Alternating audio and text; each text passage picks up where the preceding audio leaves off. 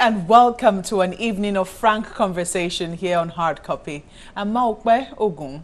In November this year, the Niger Delta Avengers threatened to resume attacks on oil installations in the Niger Delta, citing what they termed the failed promises and a lack of sincerity on the part of the federal government.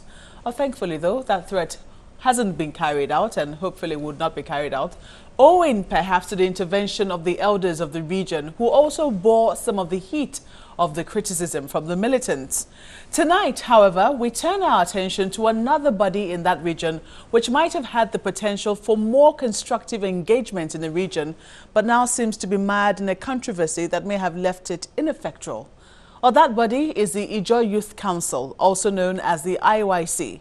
It was founded in 1998 as one of the action points of a communique known today as the Kayama Declaration. Well, my guest tonight is Alfred Kemepado, the Secretary General of the IYC and Senior Special Assistant to Governor Dixon of Bayelsa State on Public Affairs.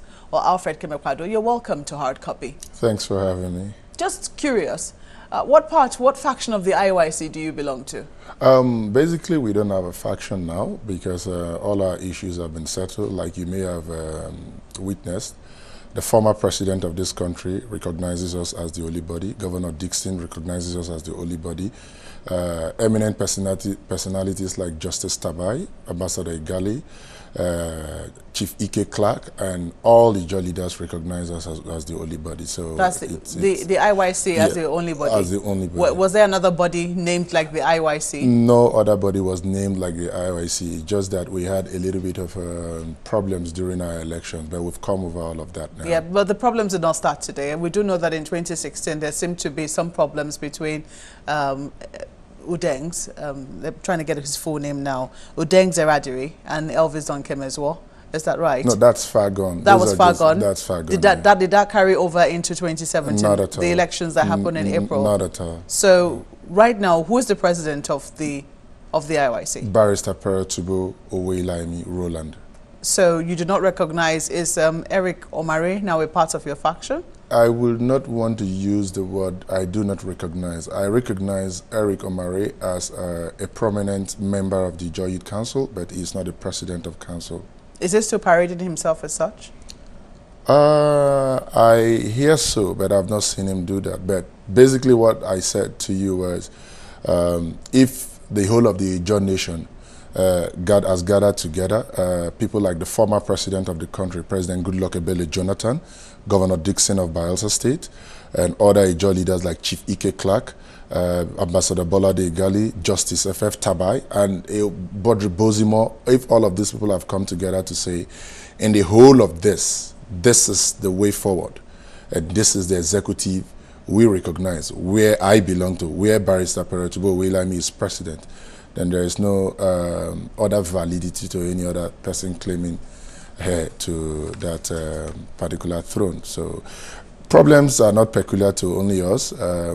These are the teething problems that comes with democratic processes, not just peculiar to our people, but we've overcome that. If I understand you clearly, you are saying that you are the right faction because you seem to have the validation of recognized leaders within your region, and they're mostly political leaders. What about the youths that you represent? Wouldn't you also be seeking validation from them as well?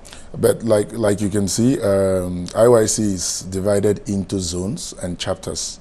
We have the Western Zone Chairman Freedom Atigbi is with us. The Central Zone, Barrister Taripuri with us. And recently, Eastern Zone, Sammy George is with us, and the Lagos chapters, and here the Abuja chapters, and the chapters abroad. All of us are together. So when you talk about the youths, it's not just the youth. All structures of council, all youths in council, and almost everybody, we are on the same boat, and we are riding on top speed. So that's fine. I'm curious, why do you think that these divisions have become prominent? I mean, of course, it's okay to have wranglings within bodies, but why do you think that they have become so prominent that they have threatened to tear your council apart? Let me now also actually, it has not been that prominent. It has only been amplified by some people in the media. Ask this question. You just called Eric Omare as blah, blah, blah.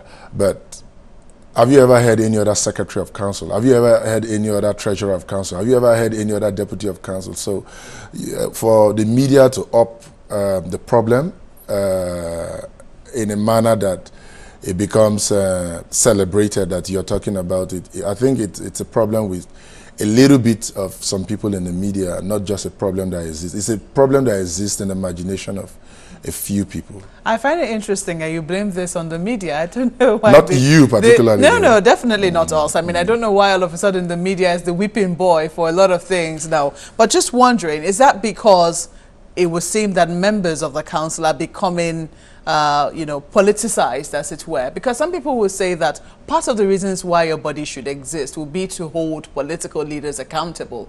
But if one of the reasons you're saying that you are the right arm, or you are the justified arm, or you are the correct arm is because you have validation from political leaders, how can you then hold the people that whom you're supposed to be holding in check? Maybe I didn't tell you, we went through a valid electoral process that was televised around this country in Okrika. In that particular event, we had all structures of council and all former presidents of council in attendance. By that I mean all former presidents like Dr. Felix Todolo, Dr. Chris Ekio, Dr. Asari Dokubo, not Dr. Asari, Alaji Asari Dokubo. We had Ateke Tom, we had representatives of many others I don't want to call yet, Tiko Goribas, everybody, all founding fathers of council, famous Danumua, everybody, the police, everybody was represented. So I don't want to be too hard on this matter, you know. If all the youths, all structures, all former presidents, all zonal chairmen, everybody of council had come together to say, this is the way forward. And if one person is by the corner because he has access to a particular paper and is still yelling president, which you are even free to do, it doesn't make that person valid. It doesn't also make us less of what we are that I have explained here. So in all of these things, you understand? So the videos are there, the records are there, the testimonies are there.